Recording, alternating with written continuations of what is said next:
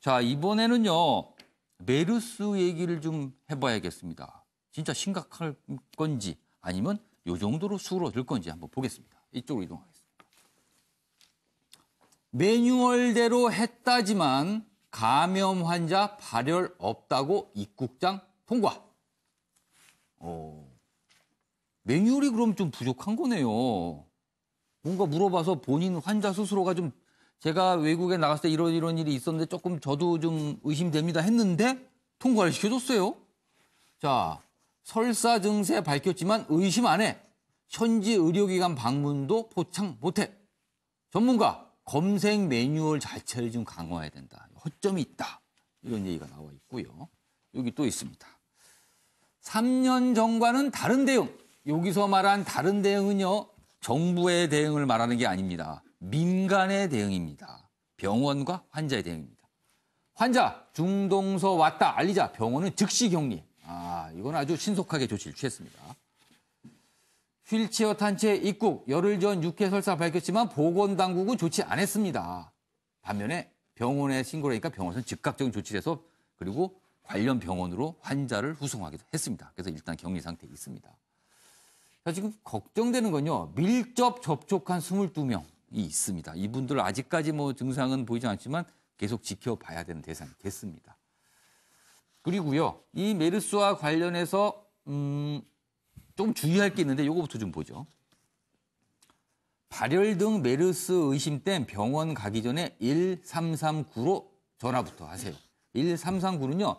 질병관리본부 콜센터입니다. 일단 본인이 이상한 증상이 있는데 이거 혹시 메르스 아닌가 의심이 들면 전화부터 해서 상담을 받으시라는 겁니다.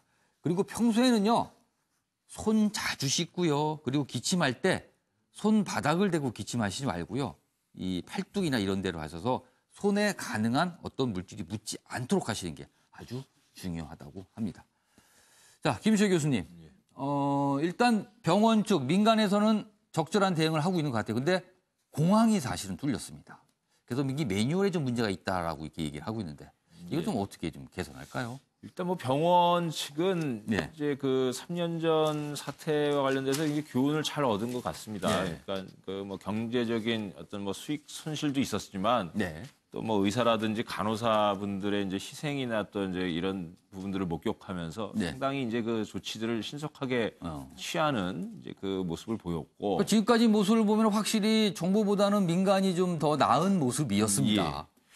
그런데 이제 이 검역 당국 같은 경우에는 이제 매뉴얼 문제도 또 존재하지만 뭐 설사 증세 있다고 그랬는데 발열 없으니까 그냥 내보낸다. 이러한 그 이제 매뉴얼 내용 자체도 문제이지만 또 한편으로는 상당히 이제 그 검역 당국 자체로서는 설사를 했다라고 하면 발열이 없어도 좀 합리적으로 이게 이제 가능성이 있다 그래서 상태를 좀 의심해보고 뭔가 병원 측과의 이제 협력 속에 좀 격리를 해가지고 검사를 해봐라. 뭐 이런 조치들이 이어져야 되는데 이게 하나는 주어진 매뉴얼대로 이제 그냥 또 해버리고 많은. 그러니까 매뉴얼대로 했기 때문에 뭐 문제 삼기 어렵다 또 이런 거예요. 그렇진 않죠. 이게 왜냐하면 검역당국은 매뉴얼대로 했느냐 안 했느냐를 따지기보다는 결과적으로 국민 생명 안전에 책임을 졌느냐에서 이제 우리가 추궁의 그 지점을 찾아야 되는 것이고요. 또 다른 한편은 그런 생각이 듭니다. 이제 병원은 어쨌든 의사 간호사분들의 이제 헌신이나 희생이 있어서 그랬는지 모르지만 상당히 이제 긴밀하게 대응을 했죠. 근데 이 검역 당국 같은 경우에는 상당히 어떻게 보면은 직업윤리적인 측면이라든지 책임의식적인 측면에서 지금 굉장히 무딘 모습을 보여주고 있단 말입니다. 그래서 이게 검역 당국의 이제 어떤 매뉴얼도 좀 새롭게 구성을 해야 되겠지만 검역 당국 당사자들의 어떤 직업윤리적인 측면에 대해서도 우리가 좀 고민을 좀 해봐야 되는 거 아닌가. 그래서 어떨 때 자기가 이제 좀 더 긴밀하게 이제 좀 책임을 지려고 해보는 그런 태도들을 좀 요구하는 그런 자체적인 좀 이제 어떻게 보면 매뉴얼이라는 게 뭐 이럴 때 조치해라 이런 거라기보다는 상당히 좀 이제 그 자기 직업이 어떤 일을 해야 되는 거라고 하는 부분에 대한 깊은 좀 의식이 좀 자각할 필요가 있다 그렇게 생각이 들죠. 메르스 확진을 받은 분께서 이제 쿠웨이트를 다녀왔는데 이제 쿠웨이트는 메르스 발생 국가 아니라서 아마 그런 측면에서도 약간 판단에 좀 어려움이 있지 않나 싶은데. 좀 더 관심이 확실히 필요해 보입니다. 자, 여기서 어제 관련 영상이 좀 준비되어 있는 게 있는데요. 보고 이어가도록 하겠습니다. 중동 호흡기 증후군 의심 증상이 보여서 현재 국가 지정 격리 병상에 격리되어 메르스 검사를 실시한 결과 금일 오후에 양성으로 확인이 되어 추가적인 접촉자 조사는 계속 진행되고 있어서 앞으로 접촉자 숫자는 좀 더 증가 변동할 수가 있습니다. 지금 초기 대응을 잘하고 있다고 하지만 또 무슨 일이 생길지 모릅니다. 그 경우에는 선제적으로 약간 지나치다 싶을 정도로 미리미리 대처를 해주셔야 합니다. 자, 그렇다면 메르스 백신, 치료약 이게 좀 나와주면 되는데 아주 시원하게. 이게 아직은 준비 중이라는데요. 그 내용입니다. 메르스 백신 5, 6년은 더 기다려야 할 듯. 백신 임상 10여 건 진행 중인데요. 아직 완료가 되지 않고 있습니다. 그래서 내년 중동서 임상 2상 진행. 2상이면 꽤 많이 진척된 거든요. 그래서 아직은 지금 연구 중이고 개발 중인데요. 특히 한미 공동 개발 메르스 백신 이 내용을 내년 중동에서 임상 2상을 진행할 예정이라 합니다. 시간이 조금 더 필요하기 때문에 그때까지 더 주의해서 좀 조심하셔야겠습니다. 자, 이번에도 역시 민간은 뭔가 문제를 파악하고 호소를 했습니다. 그러나 관계 당국에서는요. 대수롭지 않게 여겨서 이 일이 벌어진 겁니다. 바로 상도동 유치원 붕괴 사고입니다. 보겠습니다. 상도 유치원 기둥 기울고 건물 금 갔는데도 계속 수업했다. 이렇게 기울은 모습이고요. 어제 철거 작업이 있었습니다. 그래서 지금 철거하는 모습까지 보이고 있네요. 구청에 긴급회의 요청했지만 운영 중단은 검토하지 않았다. 윤기찬 변호사, 답답합니다. 이런 일 반복될 때마다. 쌤, 이게 좀 메르스하고 약간 다른데요. 네. 메르스는 그 검역대 근무하시는 분들이 사실 매뉴얼이 조금 잘못된 것 같긴 해요. 그렇죠. 매뉴얼대로는 일단 했습니다. 네, 왜냐하면 호흡기 증후가 없었기 때문에 네. 설사는 자기들이 고려하지 않았다는 취지인데 어쨌든 그거는 그렇게 큰 잘못했다고 보이지는 않아요. 예, 예. 다만 이 부분은 좀 다른 게 이거는 몇 번 좀 유치원 측이 공문도 보내고 했는데 한 번도 안 나와봤다는 거거든요. 유치원 측에서 스스로 비용을 내서 진단까지 받고 그 결과를 구청에 냈습니다. 이거 문제 있습니다라고 조치를 했는데도 안 움직인 거예요. 그러니까 뭐 회의는 차치하고 예. 나와서 현장을 관찰도 안 했다는 건데 예, 예. 그래서 이 부분은 사실 굉장히 이해하기 어렵습니다. 그래서 물론 담당 공무원에 대한 징계나 뭐 처벌 이런 걸 떠나서 예. 각 지자체의 안전 의식이 지금 문제가 있지 않나. 네. 그래서 이 부분은 사실은 교육으로 해결될 것 같지는 않고요. 예. 뭐 법제화할 부분이 좀 필요하다. 법제화. 예를 들면은 안전과 관련된 민원이 있을 경우에는 반드시 가보고 처리 결과를 보관하거나 통보해주는 식의. 의무적으로 현장을 나가야 된다. 예. 현장은 나가 봐야 되겠죠. 예. 아까 저 총리 말씀하신 것처럼 예. 지나쳐도 상관없지 않습니까? 예. 그 부분은. 그래서 그런 법제화를 좀 조례나 또는 법을 통해서 차제에 만들어 볼 필요는 있을 것 같습니다. 여기 동아일보 기사는 좀 더 구체적으로 좀 내용을 전하고 있습니다. 집안 이상무 공사 허가 구청 5회 붕괴 위험 신고에도 현장 안 가. 이렇군요. 이랬었군요. 여기 또 있습니다. 상도 유치원 붕괴 사고 부른 탁상 행정. 동작구 올해 2월 공법 등 점검회의. 비용 싼 흑마기 공법 변경에도 적정. 유치원 요청에도 현장 점검은 없었다.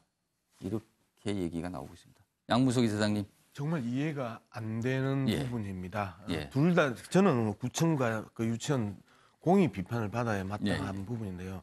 유치원은 구체적으로 기둥이 기울기가 예. 이미 기울어져 있는 상황이고 한 5군데에서 예. 눈으로 확인할 수 있는 균열이 발생했다. 균열이 발생했음에도 불구하고 휴원 조치를 전혀 고려하지 않았다는 부분에 대해서는 정말 이해가 안 되는 예. 유치원의 모습이고요. 두 번째 구청에 대한 부분인데 홍수가 나거나 태풍이 오면 예. 시공무원이나 시의원, 구의원들이 예. 거의 그 지역의 지역구를 갖고 있는 사람들이 항상 거기에 나가서 예. 거의 상시적으로 예. 체크를 합니다. 그리고 구청 공무원들이나 시청 공무원이나 군청 공무원들이 그 부분에 집중적으로 쳐다보고 있거든요. 그렇죠. 그런데 얼마 전에 태풍 쏠릭이 피해가 크다고 예보가 됐을 때도 비상이 걸렸었습니다. 다들 현장에 나가 있었거든요. 물론 다행히도 큰 피해 없이 지났습니다만. 그렇죠. 그리고 주민들의 신고 전화가 나오면 예.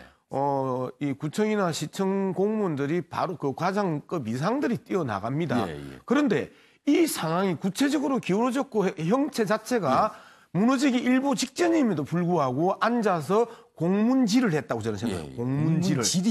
오. 공문질을 하면서 예. 이것들을 방치하고 결국 사고가 나게 만들었다는 부분은 정말 철저하게 이 조사에서 예. 징계해야 되고 예. 이 또한 일벌백계로 삼아야 된다. 예. 이 부분에 대해서는 정말 공무원들이 할 말 없습니다. 그리고 이 부분에 대해서 징계하지 않으면 기강이 안 섭니다. 알겠습니다. 김철 교수님, 물론 저도 그렇고 오늘 나오신 패널분들이 그런 게 이제 기술적인 측면에서 저희가 좀 이해도가 낮기 때문에 뭐라고 얘기하기는 좀 어려울 듯 해요. 그러나 일각에서는요, 어제부터 철거 작업이 좀 진행됐거든요. 일부 이제 기운 곳. 그런데 철거보다는 일단 무너지는 거를 막아놓고 진상조사를 하기 위해서라도 그 상태를 좀 당분간은 보존을 해야 되는 거 아니냐 이런 얘기가 있었어요. 근데 어제 철거를 했거든요. 예, 매우 합리적인 지적이고요. 예. 그 상황이 저희가 어떻게 보면 기술적으로 좀 몰라서 지금 이런 얘기를 하는 건지도 모르겠습니다만. 네, 뭐 그럴 수도 있겠습니다. 집안이 워낙 예. 이제 약화되어 있는 상태에서 뭐 그런 이제 진상 조사를 하기도 좀 위험성이 있을 수도 있고 예. 이제 그런 측면이 있기 때문이긴 합니다만 좀 이제 살펴보았을 할 필요가 이제 있으면 이제 하여간 그 지금 네. 이렇게 다 이제 그 철거를 한 이후에 진상조사나 이 부분들이 이제 어떻게 있어야 되는지 이것도 뭐 이제 방도를 살펴봐야겠습니다만 뭐 예. 사태가 이제 건물 자체가 얼마나 기울어졌느냐 아니냐의 이 문제를 가지고서는 책임의 경중을 다룰 이런 또 책임의 소재를 다룰 이런 문제는 아니고 예.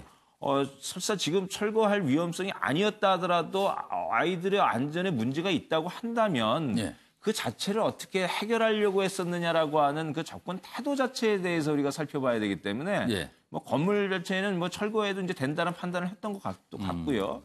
그리고 또 이게 이제 뭐냐면은 5년에 걸쳐서 이제 이렇게 이루어졌다라는 건데 예. 현장에 한 번도 안 나갔다. 이거는 이제 그러면 뭐 책임을 피하기는 굉장히 어렵지 않겠는가 생각이 듭니다. 알겠습니다. 최경선 의원.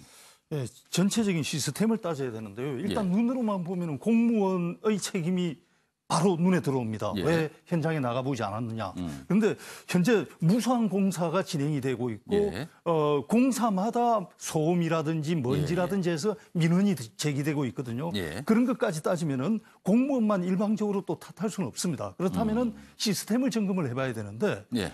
모든 일에는 견제와 균형을 맞추게 되어 있는데 예. 기업들이 어떤 하는 것은 회계업체가 견제를 하게 돼 있습니다. 건설회사가 공사를 할 때는 감리업체가 예. 계속해서 안전 문제를 그렇죠. 감리업체가 점검하고 그러라는 따지게 돼 있습니다. 예. 그러면은 감리업체는 그동안 뭘 했느냐 아. 이 부분에 대해서 정말 제대로 따져야 되는 겁니다. 아.